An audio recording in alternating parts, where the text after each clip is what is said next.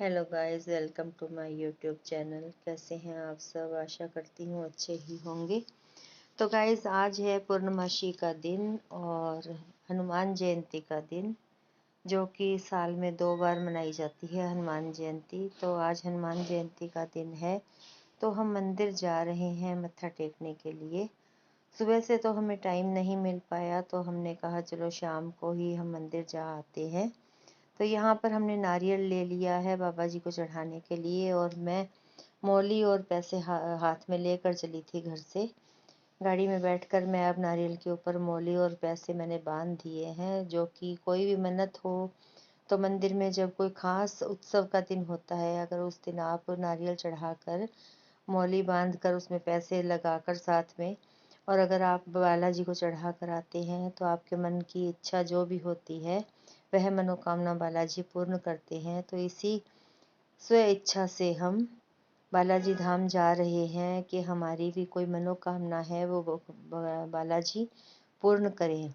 हम सालासर तो इस बार नहीं जा पाए किसी कारण की वजह से, तो हमने कहा चलो यहीं पर बालाजी धाम है। यहाँ हमारे बालाजी धाम में सालासर की जोत लाकर रखी हुई है, और मूर्ति का स्वरूप भी वही है जो सालासर वाले बाबा जी का है। उसी स्वरूप में यहाँ उनका स्थान दिया हुआ है। तो हम यहाँ पर सालासर वाले बालाजी ही मानते हैं उनको।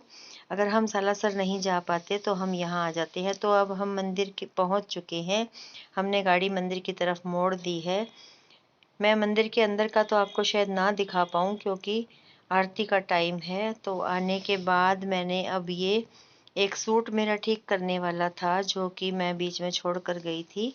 वैसे तो ये रेडीमेड सूट है, लेकिन इसका प्लाजो हमें ऊंचा करना था, इस पे वर्क दिया हुआ था। तो वो उधेड़ कर मैंने प्लाजो को ऊंचा किया है। जैसे आपको दिखाऊंगी, इसमें आगे भी बूटी आ जाएगी।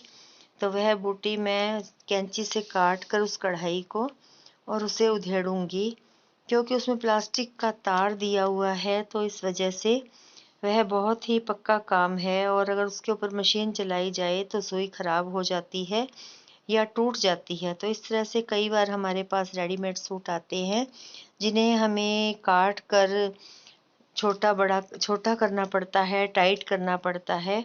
तो इस वजह से हमें उसमें जो भी वर्क दिया हुआ होता है उसे उधेड़ना पड़ता है। कई बार कटाई में अगर ना आए तो उसे उधेड़ करके फिर हमें उसके पूरा करना पड़ता है। तो इस तरह से मैं आपको दिखा रही हूँ। यह प्लाजो है, और ये देखिए इसमें यहाँ पर ये बूटी आ चुकी है, जिसे मैं अब कैंची की मदद से या किसी भी टूल की मदद से इसे मैं काटूंगी और इन मोतियों को अलग कर दूंगी, ताकि मेरी यहाँ पर जो मशीन की सुई है वह खराब ना हो पाए।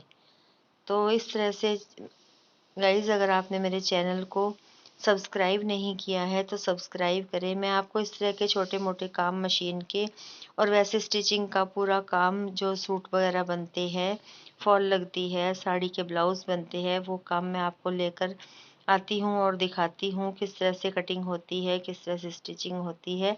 तो आज ये छोटा सा काम था, तो मैंने कहा चलो इस पर भी वीडियो बना दी जाए, क्यों ना बना दी जाए, ताकि अगर हमारे पास किसी भी काम करने के वाले पर्सन या मेंबर के पास अगर इस तरह का कोई काम आता है तो वह उसे ठीक कर सकता है। तो ये देखिए गाइज, ये है, इसी के साथ प्लाजो के साथ शर्ट था, जिसमें ये बाजू के आगे डिज़ाइन लगा हुआ था।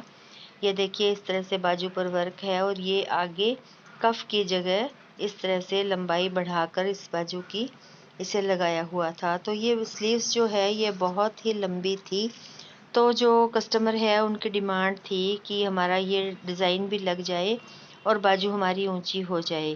तो इस तरह से मैं इसको इतना ही लुक दूंगी, इस तरह से इसको इतना ही रखूंगी, बाकी को मैं कटिंग कर दूंगी। तो यहाँ से मैं इसका इंटरलॉक वगैरह उधेड़ रही हूँ, जो क्योंकि इसके अंदर इंटरलॉक भी किया हुआ था और पक्की सिलाई लगी हुई थी, तो मेरे को इंटरलॉक उधेड़ने के कारण ही इसको मैं ठीक कर पाऊँगी।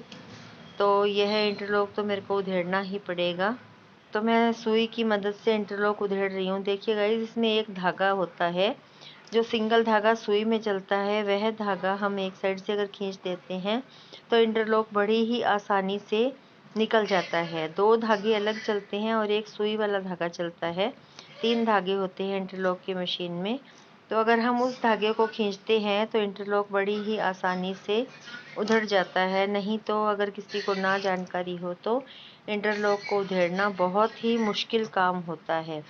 तो इस तरह से मैंने इसकी सिलाई भी उधेड़ दी है और इंटरलॉक को भी उधेड़ दिया है। तो ये देखिए, इस तरह से मैंने जो प्लेट्स इसमें डली हुई थी उनके ऊपर दोबारा सिलाई लगा करके और ये पक्का करके मैंने इस तरह से इसकी कटिंग कर ली है।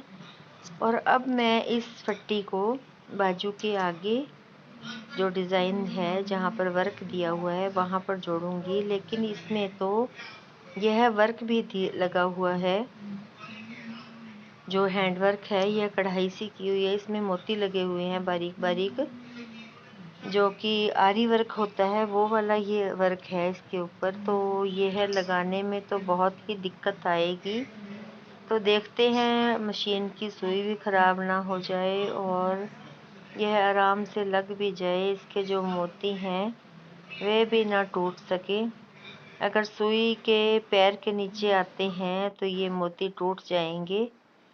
और इस तरह से फिर मैंने बड़ी ही मुश्किल से उनको लगा करके दोनों साइड कफ में और सूट को पूरा कर दिया है। तो ये प्लाज़ो का लुक है जो मैं आपको दिखा रही हूँ। इस तरह से प्लाज़ो को मैंने सिलाई लगाकर ऊंचा कर दिया है। ये देखिए, नीचे से ये घेरा है, इसमें मैंने सिलाई ही लगा दी है। इसमें लाइनिंग भी लगा हुआ था क्योंकि।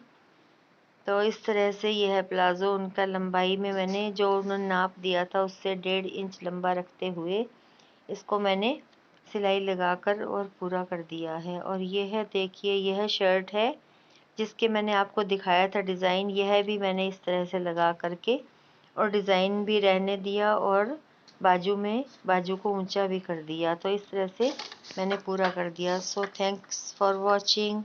और इसी तरह से वीडियो को पूरा देखें ताकि आपको समझ में आए कि मैंने क्या काम किस तरह से किया है। बाय।